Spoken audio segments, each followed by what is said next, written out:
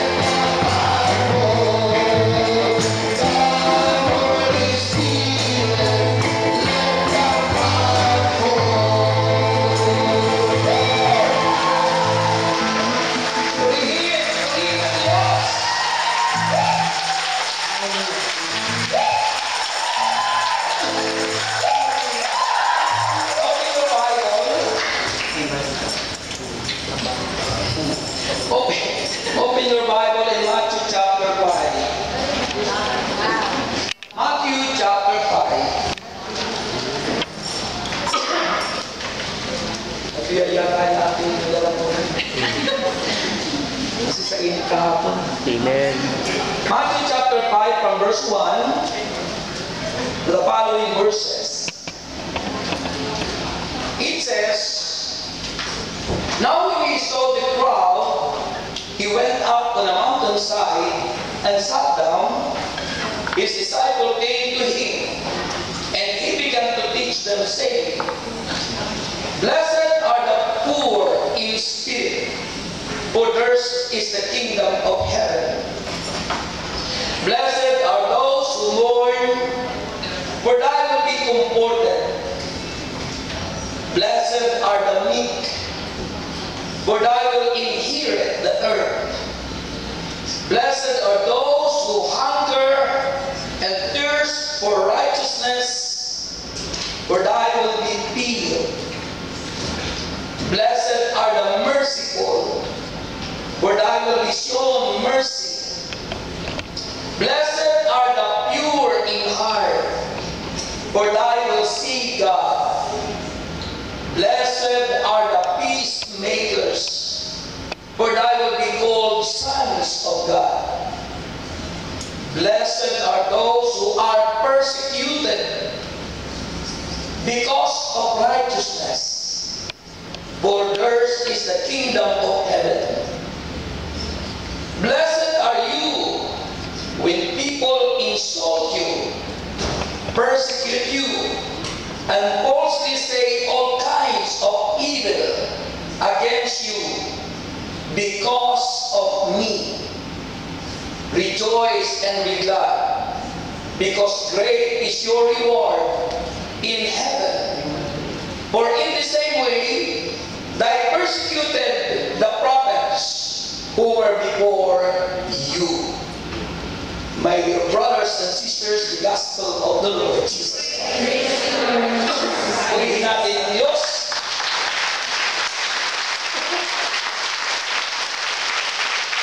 Hallelujah.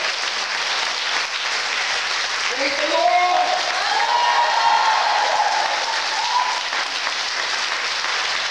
How are you today? Are you fine? Are you fine? Are you blessed? Are you blessed? God will bless you. If you are blessed today, the one who blessed us is God. Ang Diyos ang nagpapala sa atin. Lahat ng nandito, inuna ang Panginoon, may himala kayo.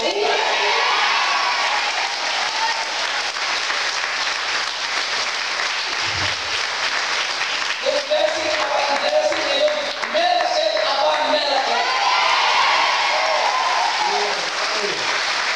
Answer prayer to you. Amen. You know, because God is a God of blessing. He is a God of miracle. He is a God of design. And He is the God of objectivity. Purihin natin siya.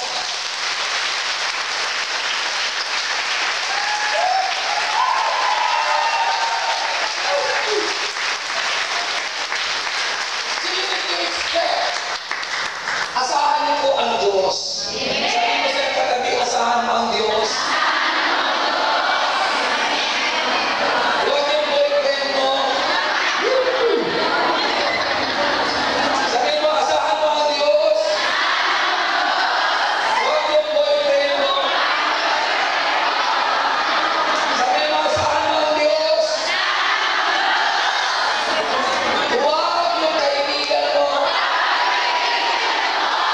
Sabi mo, asahan mo ang Diyos. Huwag yung nanay mo. Purihin natin ang Panginoon.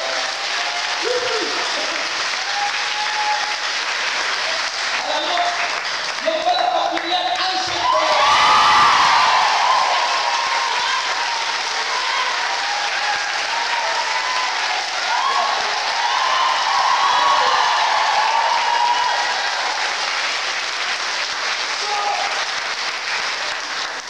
Pinagpapala ng Diyos po yung mga taong, sabi ko nga kahapon, we are steward and God is the owner.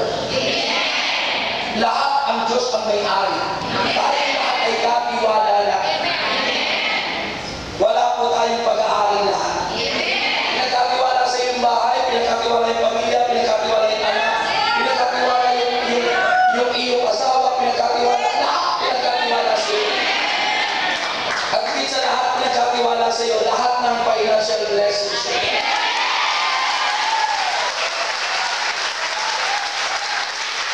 Amen? So sabi ko kahapon, a good steward is a faithful steward. Tapat, hindi nangungupit, hindi nagnanakaw. Pero minsan, maraming pinagkatiwalaan tayo ng financial blessing, pero kinukupitan natin ng Diyos. Ninanakawan natin ng Diyos. Hindi natin inuuna Di ba? At yun ang malungkot po kung bakit tayo hindi napagpapala ng Diyos. At tinitingnan ng Panginoon ay yung ating faithfulness, ng ating katapatan sa lahat ng area ng ating buhay. Kaya minsan sabi ko nga, kung biglang nawala yung ipinagkatiwala sa atin, hindi natin dapat panghinayang dahil binabawi lang ng Diyos ang pinagkatiwala sa atin kung tayo hindi katiwala. At nakikita ng Diyos yung mga tao katiwala, yun ang pinagpapala.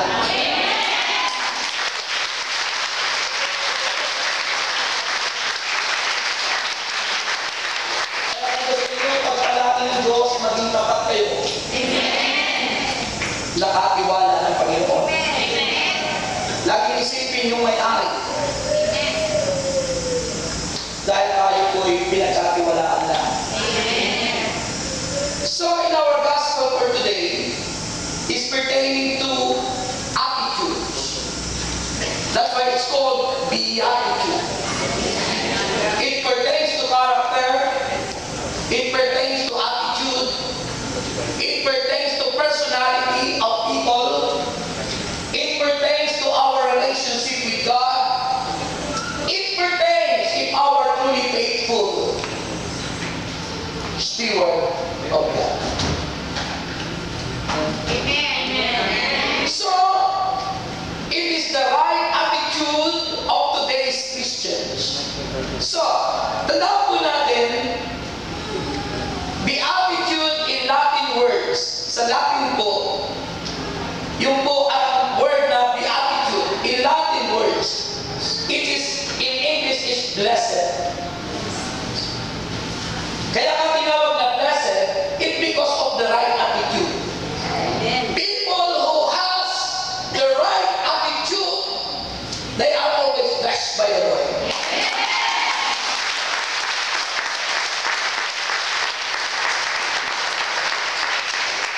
Kung wala nakuwaan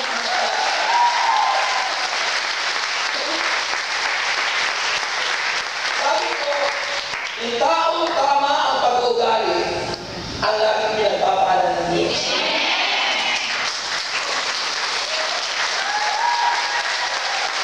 Hindi tao hindi tama ang ugali, hindi mapagkakatiwalaan, hindi tapat, hindi napagpapala ng Diyos.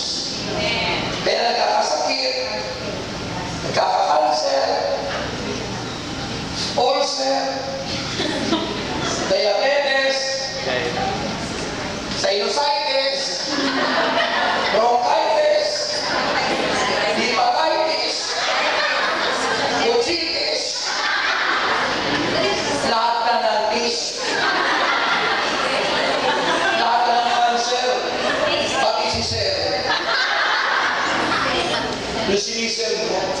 So, mga kapatid ko ay Kristo, the Latin word for blessed is beatus, or beatitude, beatus. From this word comes the word beatitude.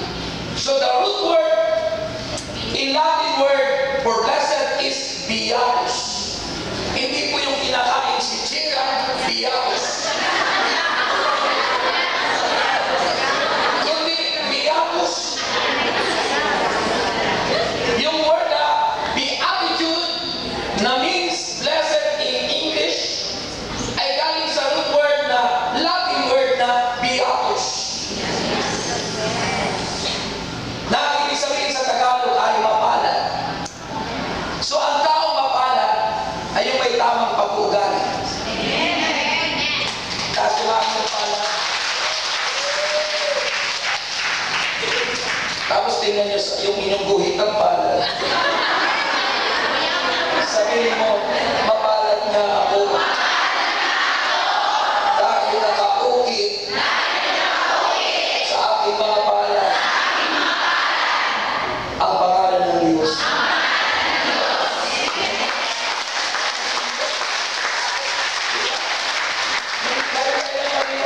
Yung kamay niya umukit sa ating mga kamay.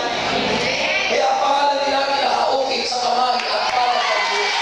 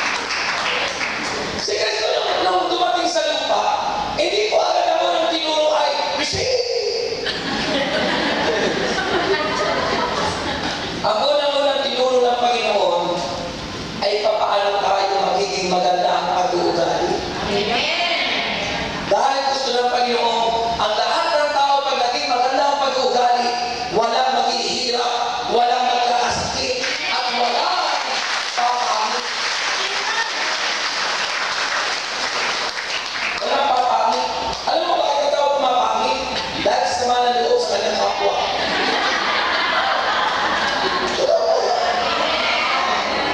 Bakit ang tao pumapangit? Dahil ang daming mga hatred. Letter A sa heart, hatred. Letter E sa heart, envy. Letter A sa heart, anger. Letter R sa heart, resentment, hinanakit. Letter T sa heart, timidity o pagiging mahiyain. Entitlement or timidity. Yan yung acronym ng heart. Kaya pumapangit ang tao.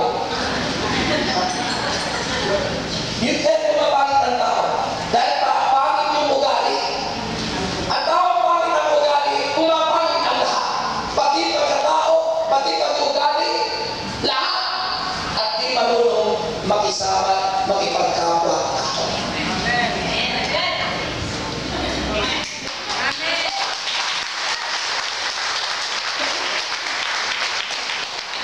Halata ko yun sa balat.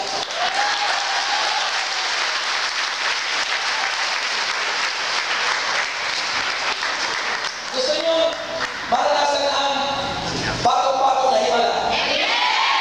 Kasa kami na gusto. Lakas ng power. Power ng Diyos.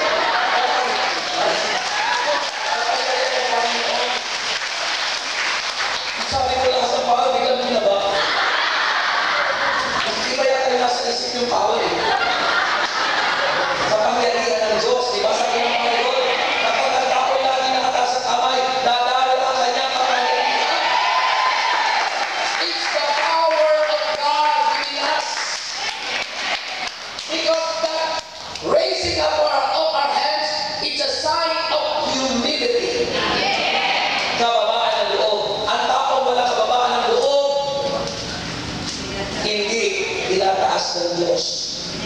Dahil ang nagpapakababa, wika ng Panginoon, ang siyang itinataas. Amen? Sabi ng Panginoon, tingnan niyo po, sabi rito ng Panginoon, sa unang-unang verse na ng Bible, sabi niya, now when he saw the crowd, he went up to the mountainside. Umakyat sa bundok, pagkatapos umakyat sa bundok, naupo. Hindi na natiling nakatayo. Ano yung sabihin yun? Kababaan ng loob. Kasi po, kung titingnan niyo po ang other translation, yung pagkakasulat sa Luke chapter 6 verse 20, pakinggan niyo po. Luke chapter 6 verse 20. Ito ang sabi ng Bible. Luke chapter 6 verse 20.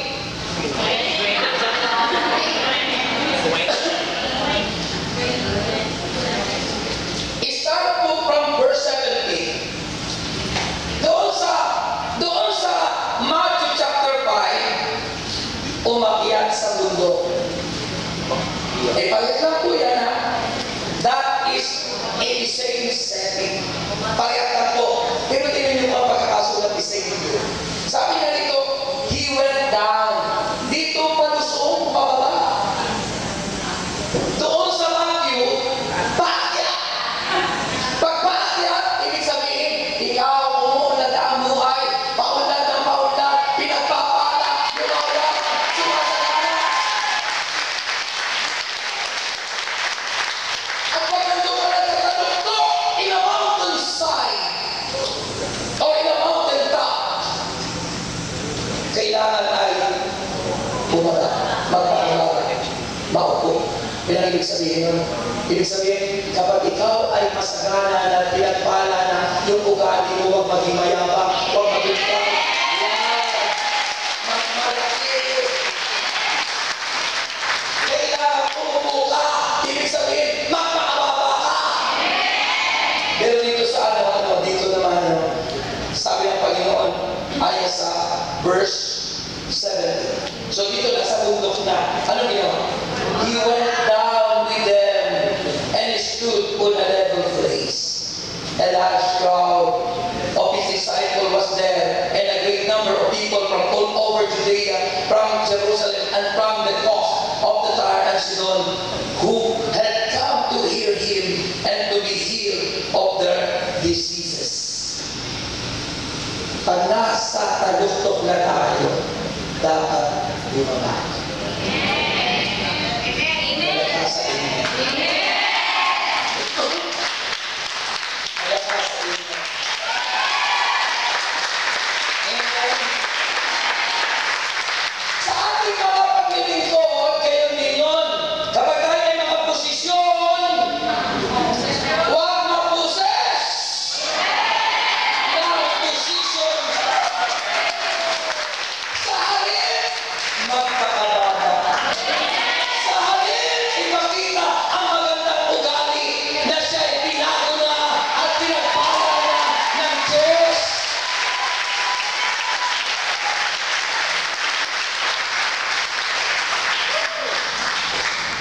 Amen. So the first, the Christian attitude, it means the Christian attitude toward ourselves. Patungkol sa sarili natin.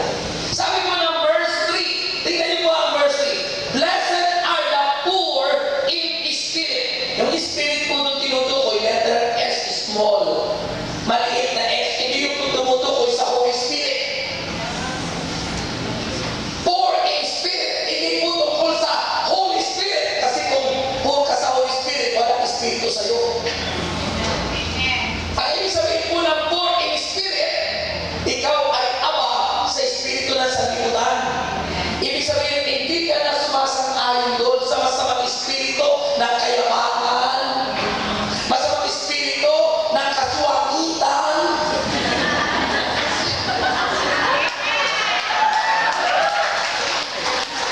Lahat yun. Sabi sa Tagalog, blessed are the poor in spirit, mapalad ang mga aba. Aba, na wala nang inaasahan kundi ang Diyos. Ibig sabihin, hindi ka umaasa sa loto. That is worthiness. Totoo yan. Hindi ka umaasa sa system of this world. Hindi mo inaasahan ang pagpapala ay magagaling sa kung anong sugal. Na hindi mo inaasahan na ikaw ay gagaling dahil doon sa espiritista. O anumang udyok ng diablo o ng sanlibutan. That is the poor in spirit. Ang poor in spirit ay mga tao hindi makamundo. Mga tao hindi worthiness. Sabi po ng Romans chapter 12 verse 2. Ha? Ano sabi ng Romans chapter 12 verse 2? Mag-iba na kayo at magbago ng isip. Huwag umayon sa takbo ng mundong ito. Huwag umayon sa takbo ng mundong ito. Do not any longer conform to the pattern of this world, but be transformed by the renewing of our mind. Lagyan mo kami sa ang sa ganito. Sabihin mo, isip, magbago ka na. Tama yun. Huwag mo nang iisipin. Ang mga makamundo na inaasahan ng mga taong sumusunod sa iyo. Ang aasahan ko, isip, ay ang may bigay sa akin ng aking isip. Si Jesus. Ng Panginoon.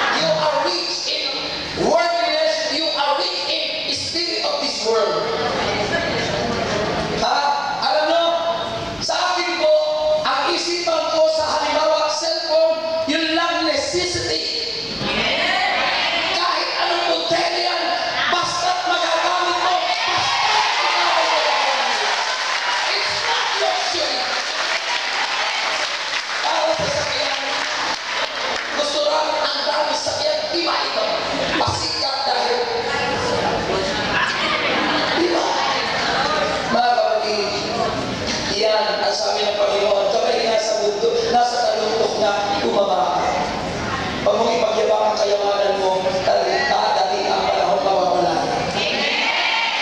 Mawawala yan. Amen. Romans chapter 12 verse 3. Ano sabi ng Romans chapter 12 verse 3? Ang sabi mo doon, ha? Romans chapter 12 verse 3. Ha? Ano sabi? Ha? Ha?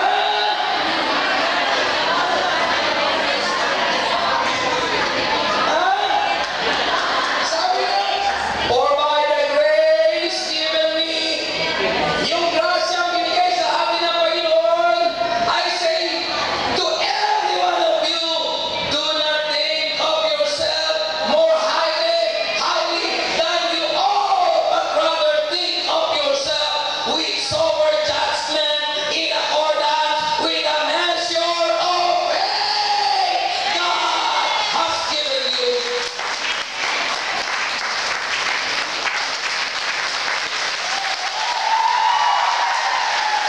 In other words, kung ano lang ibinigay sa inyo ng Panginoon, maging sa pananampalataya, hanggang ganun ka lang muna. Huwag kang mag-asta, ikay milyonaryo, wala ka namang milyon. Huwag kang mag-asta na kung anong itsura, pero hindi ka naman yun. Purihin si Jesus.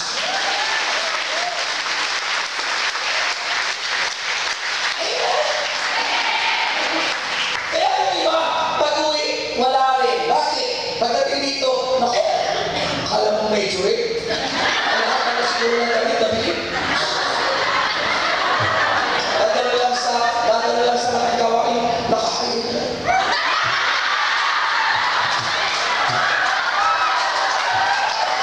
Isip ko, pag ako tumingin sa itaas, madulas yan.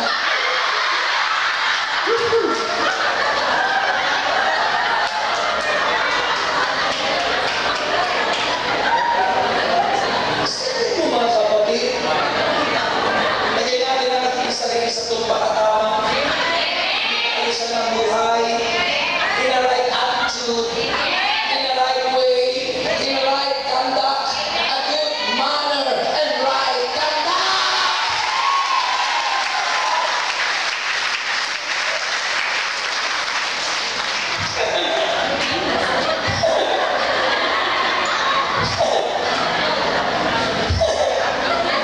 Matthew 25 verse 34. Matthew chapter 25 verse 34. Sabi po dito naman ang kasulatan, Matthew 25 verse 34. Sabi ng Bible, mga kapatid, then the king will say to those of his right, come, you who are blessed by my Father. Sasabihin niya ng hari, tumutukoy sa Diyos, sa ating Panginoon. Nalumapit kayo, kaya come to you, who are blessed by my Father. Take your inheritance, the kingdom. Prepare for you since the creation of the world. Mga kapatid, ang Diyos, kilala kung sino yung tumpa na nagsasabuhay ng mga salita ng Diyos, yung nagbabago ang ugali, nagbabago ang pamumuhay, naayos ang buhay. Kaya pagdating daw ng huling panahon, sasabihin ng Panginoon, hali kayo, pasok kayo, kayong mga pinagpala ng aking Ama, sabi ni Jesus. Kaya ka pinagpala ng aking Ama, sabi ng Panginoon. Sino yun? Yun yung mga taong sinubaybayan ng Diyos. Dahil nakita sa iyo, na kahit anong mangyari, kahit ay kayo pinipersecute, kahit anong ginagawa sa iyo, kahit naswita ka, nagpala ka sa kanya, alam ka pa rin, tuloy pa rin sa Panginoon, tuloy pa rin sa Panginoon, tuloy pa rin sa Panginoon, tuloy pa rin sa Panginoon, tuloy pa rin sa Panginoon, tuloy pa rin sa Panginoon, tuloy pa rin sa lahat. Hindi na tatakay ng usok ng mundo. Hindi na tatakay na, uy, hali kayo, muna tayo dumalo, unahin na lang tayo, magsimula tayo doon sa negosyo kayo. Sabi ng sister sa akin kahapon, hindi mo na ako dadalo, brother. Kasi, unahin ko muna yung seminar sa ganyan. Mga kapatid, bago unahin yung seminar, hindi ko sinasabi masama yun. Unahin nyo ang Diyos. Tayo ang panahin. Unahin nyo si Jesus.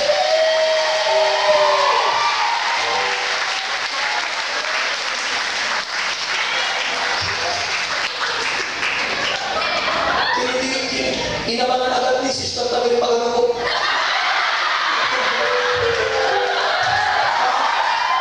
Naka-focus yun sa Facebook na ako.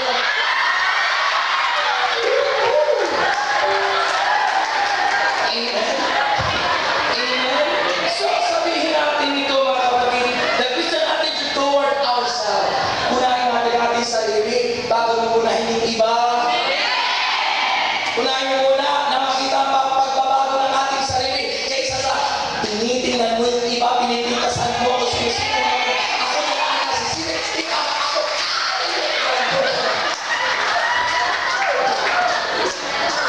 Tingnan mo muna yung gaano kalaki ang dahilan sa iyong mata bago mo makita yung kapintasan.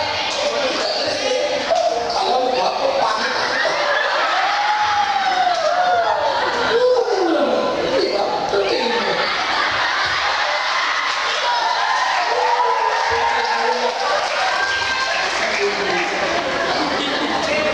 Alam mo mga tao kasi na kala mo ang dundo naman pero tinitingnan agad natin yung kapwa natin. Wow! Alam mo, the fruit of being a mature Christian, it is based on our character.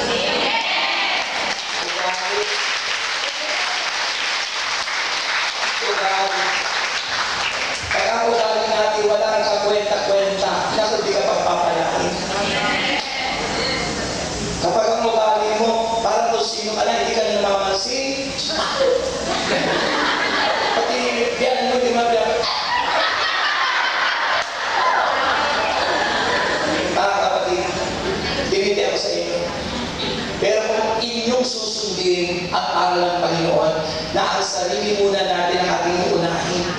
Bago mo linisin ang bahay ng iba, bago mo muna ang linisin.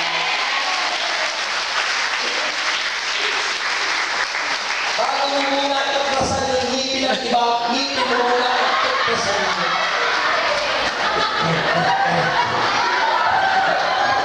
Amen. Hindi mo napapansin mo, hindi naman lahat ano. Kung sino pa yung karpintero, siya walang bahay. Kung sino yung manikulista, siya yung madudumi yung kuko.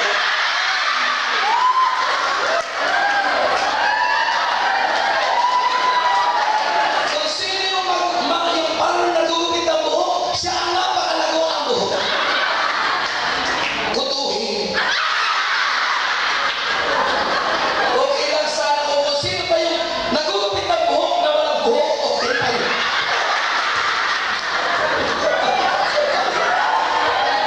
Hallelujah. So number 2, bakit kailangan? Excuse me po doon sa lahat ng mga dalawahan. I'm sorry. Sorry po ha. Forgive me, I hurt you.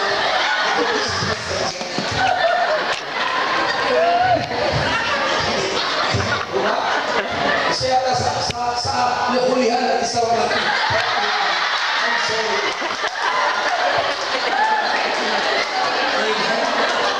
So, ako nga napapansin ko ngayon, ha? Mula na dumat ako matutumas ka lang, parang lumalapad yung loob. Saka naniyak ka na mag-ingat na tubig. Sabi ko, parang lumalapad yung loob. At least naman, okay lang naman yan. Kasi hindi ako nanginayang maghilamos, malaking hilamos na ito.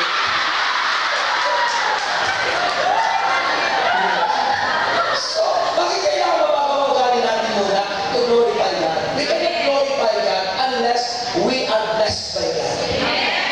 At ang unang blessing dapat na makita sa atin ng Diyos dahil siya ang nagbabago sa atin ay ang ugali natin. Yung ugali tulad ng sa Diyos.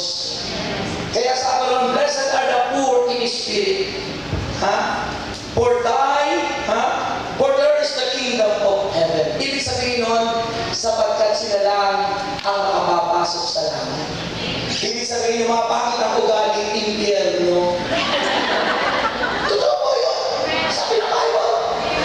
Pwede ba naman pumasok doon sa langit yung mayabang? Pwede ba naman hanggang hindi nagbabago? Kaya magbago, sabi mo sa katabi, magbago ka na!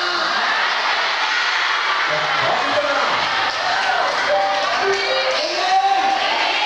Number 2, sabi ng Bible, the Christian attitude toward our sins. Sa ating mga kasalanan, wala naman tao hindi nagkakasala. Pero, kung tayo nagkakasala, ano dapat po natin gawin? Sabi po ng verse 4 to 6, blessed are those who mourn, for they will be comforted. Pag tayo pala nagkakasala, dapat ikalungkot natin yun. Bakit? Sipin mo naman, nagkasala ka, nakikita ka ng Diyos. Hindi yung nagkasala ka na, tuwa-tuwa ka pa, sa tao magdadaya ko siya.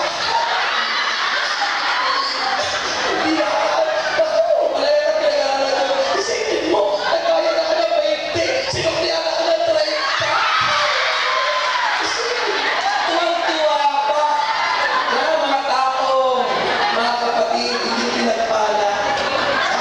Yung natutuwa pa yung dinaya ang Diyos na hindi naibigay yung kanyang ikapo. Ay, naku po, mga kapatid. Saan ka magpalain ako? Kinain pati yung para sa Diyos. Naku po, mga kapatid. Tinan mo si Cain. Bakit di pinagpala ng Diyos nung mag-open?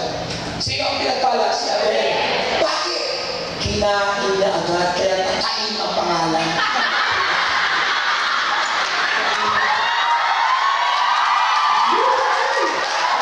Ang para sa Diyos kinain. Hindi ba tayo gano'n noon? Ako gano'n noon eh. Di ako nakikapo noon. Pero nung ako'y matuto mag-ikapo, nung ako po ay tawagin ng Panginoon, tinan mo naman, dati noon ang pangin ko, palito ako noon. Palito po ako noon, payat na payat. Parang artista pa rin. Pero po nung natawag ako ng Panginoon, unti-unti akong tumaba. Nawala yung mga sakit ko, nakaramdaman. Yung dati kinakain ko na tinagtad na sa akin, ako'y napalitan ng kanin. Totoo po yun. Isinin naman magpapakain sa akin, eh, 3 taon pa lang ako. Ako lang yung lalaki, ako lang yung gwapo sa akin magkakapatid. Ako lang yung lalaki sila. Oh, pagkakapos po sino magpapakain, eh, napaalam na yung nanay ko nun. Hinihimatay nga yung nanay ko nun kapag wala kaming sasain. Kaya ang ginagawa ko, nakakalit ako ng saging doon sa lulo ko, hinanakaw ko. Pagkakapos sila kami kakain. Pinatira bukas, almusal. Tapos may natira pa sa susunod na umaga. Ilalagay po doon sa binabago sa dahon, tapos binabaon. Wala na refrigerator eh.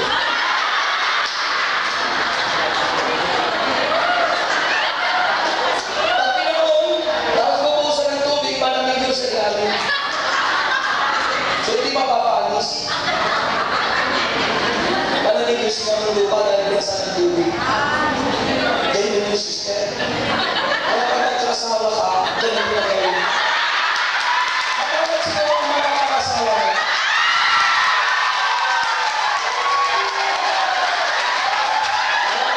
Matawag siguro.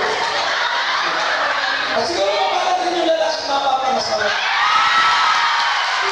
So, the Christian attitude toward our sins. So, kaya pag tayo nagkasala, ikalungkot natin yun. Dahil ang kalungkutan, pag tayo nagkasala, pag tayo nalungkot, ang kasunod doon ay pagsisisi. Paghingi ng tawad sa Diyos. Sabi po ng verse 5, blessed are meek, for they will inherit the earth. Kapag tayo nagkakasala, sa halip na magyarap at magpakataas sa Diyos, magpakababa. Hindi pag nagkasala na ako, magmamalaki pa. Hindi papasilin ang Diyos. Pag nagkasala tayo, lumapit sa Diyos. Nagkakasala na ka tayo, lalayo pa tayo sa Diyos, di impyerno tayo lahat yan.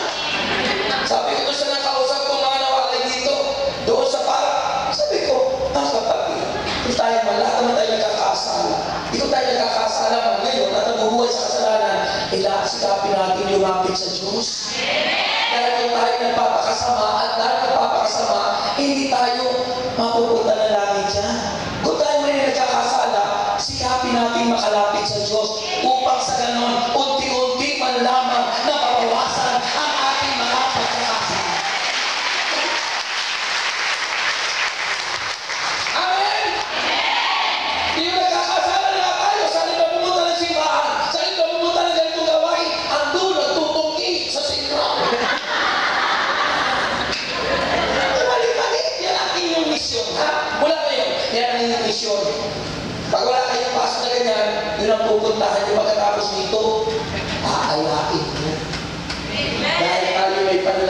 sa isa't isa.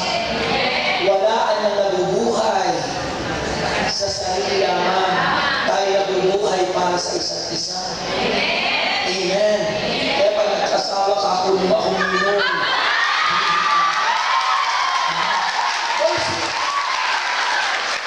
Verse 6. Sabi ko ng verse 6, blessed are those who hunger and thirst for righteousness, for they will be filled.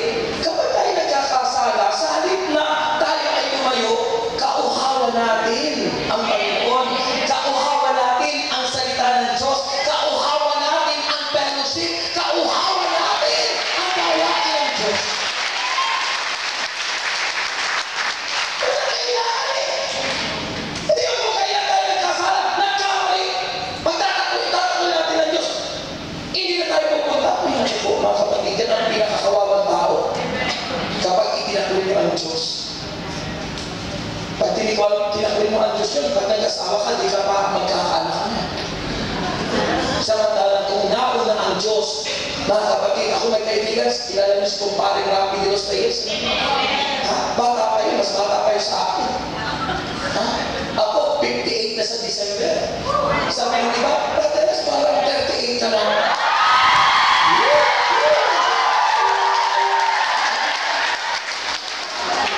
Kung hindi naman,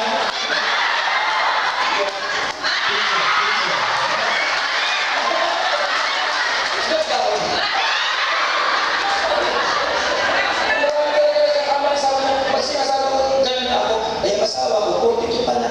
Isipin mo ang edad na tanda ko sa kanya, 15 years. 15 years. You know why? Because age doesn't matter.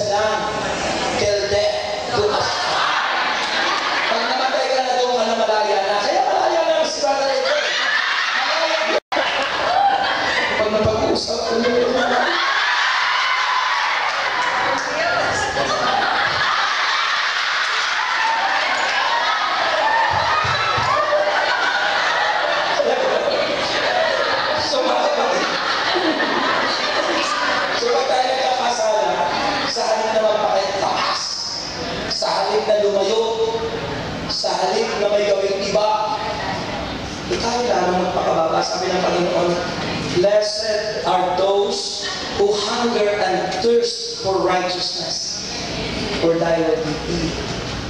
You cannot be filled with the Holy Spirit unless you repent for all your hours. Yan ang ibig sabihin kaya sa ng Panginoon ay tayo ay magpakababa. We mourn over sin, and those who cover sins or defend sin certainly have the wrong attitude. Yung mga taong itinatago ang kasalanan, mga taong inililihim sa halip na inilalantad ay isang taong masama. Amen. Amen po ba? So, kailangan po natin yun na tayo magpagkababa. Remember that meekness is not weakness. Ang kababaan po'y hindi kahinaan. Ang pagpapakumbaba ay hindi po kahinaan ng tao. Yun ang makalulugod sa Diyos. Kasi kapag ang tao, nagkamali, nag-ano kapag humingi ng tawad at sinasabi, sister, patawarin mo naman ako. Akala mo ikay nanalo, kapatid, ikaw ang itinaas ng Diyos.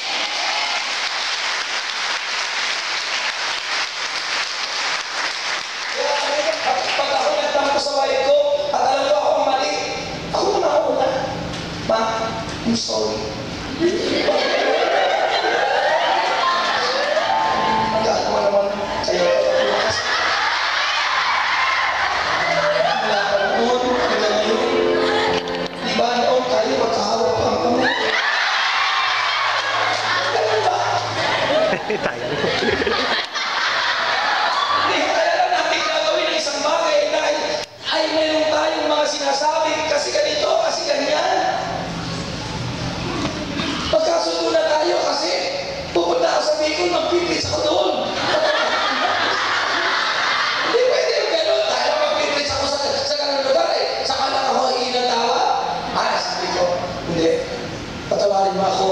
madalas ako mag-preach. Patawarin mo ako dahil, mahal na mahal kita.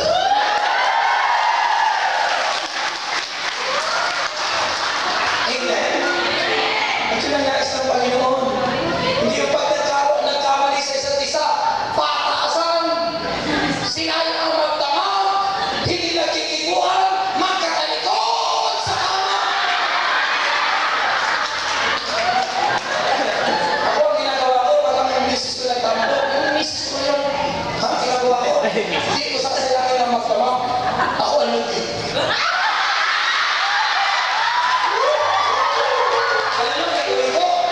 Igagawin ko sa katawan niyo yung ating pa. Kasi hindi nabigat yung pa. Maya-maya, magkikikuhin na ako. Tapos uunahin yung igagawin yung pa. Ulit. Ano ba pa? Bigat niyo yung pa. Gawin naman. Nakakapin ko na naman. Kasi nagtatampo ka agad. Hindi mo nalalaman, sayang mo. And finally! Yes, nasa mga members,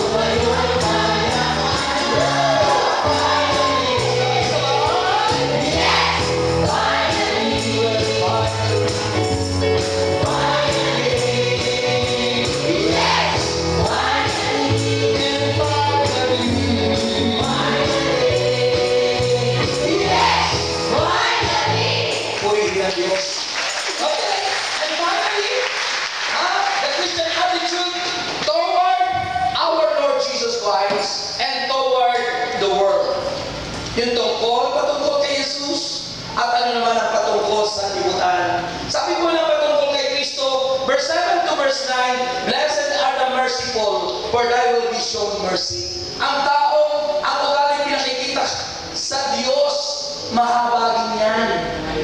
Yung mga taong hindi mahabagin, hindi niya pinapakita ang ugali niya para sa Panginoon. Whatever you did to the least of your brother, sa Diyos mo ginawa yun. So sabi ng Bible, blessed are the merciful, for thy will show mercy. Verse 8, blessed are the pure in heart. Bakit kailangan malinis ang puso natin? Dahil ang Diyos ay napapapurihan ng mga taong may malinis na puso.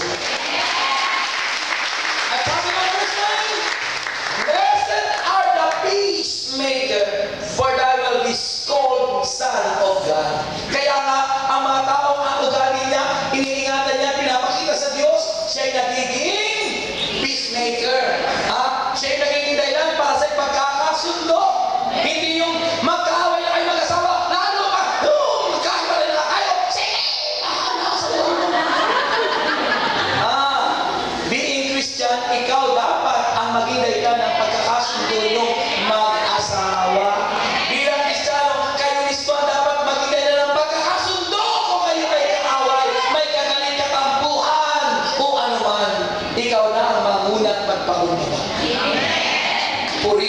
Diyos.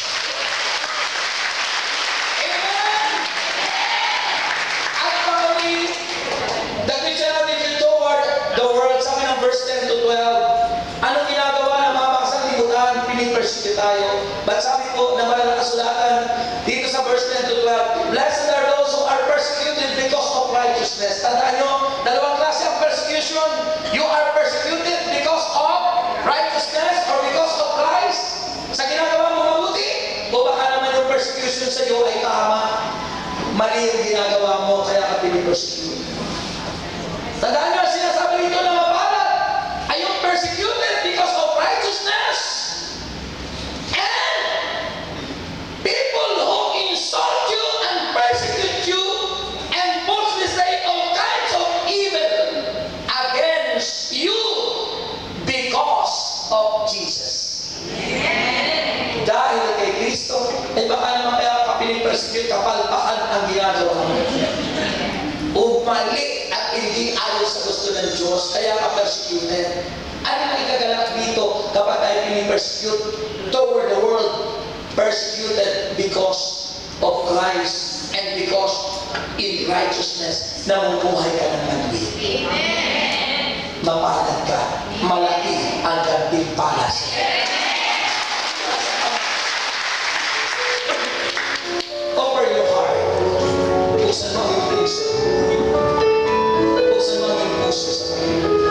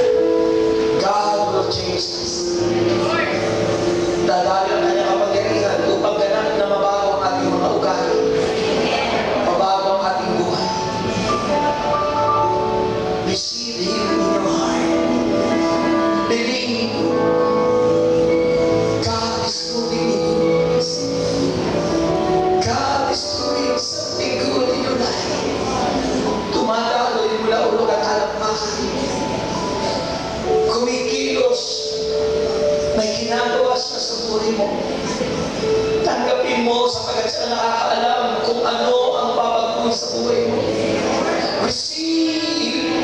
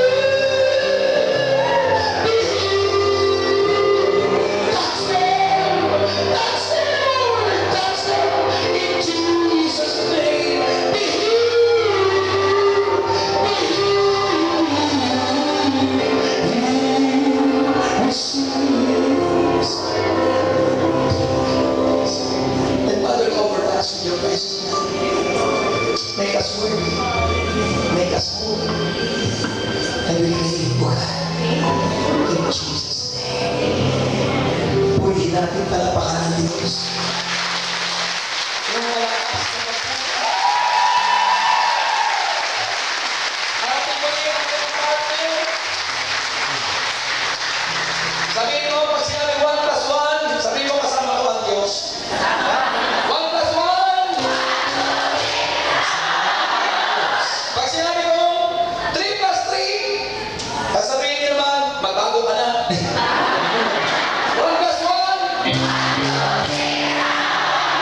3+3.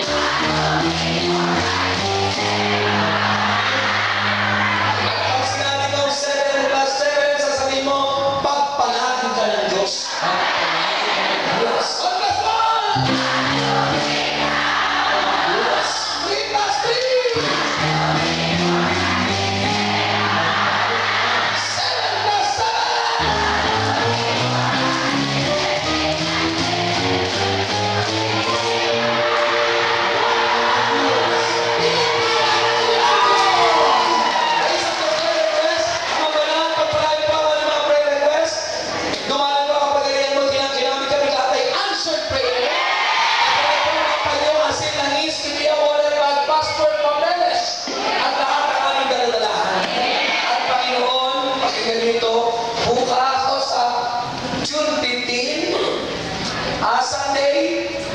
9 eksakto ang healing message. Kaya po, kayo'y dumalo hanggang 11:30.